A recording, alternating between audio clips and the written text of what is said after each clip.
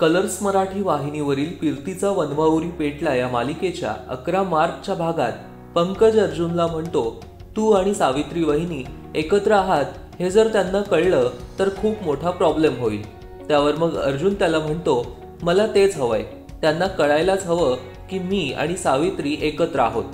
हे ऐकून पंकजला पुढे काय होणार याची भीती वाटायला लागते। तिकडे विद्याधर आणि बलराम दोघेही जोरजोरात ओरडत बोलत असतात। तेवढ्यात सावित्री त्यांचं बोलणं ऐकते। विद्याधर बलरामला म्हणतो, तुला अक्कल आहे का जरा? अरे मूर्खा, आपण पाण्यासारखा पैसा ओतला इलेक्शन मध्ये। त्यावर बलराम त्याला म्हणतो, मग आता मी काय करू? माणसं लावून पेट्या बदलू? त्यावर विद्याधर म्हणतो, गरज लागली तर ते सुद्धा कर, पण हे इलेक्शन जिंकणं आपल्यासाठी खूप महत्वाचं आहे।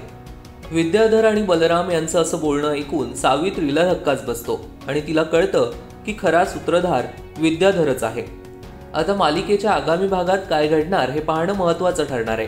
पाहायला विसरू नका कीर्तीचा वनवाउरी पेटला रात्री 10 वाजता आपल्या कलर्स मराठीवर।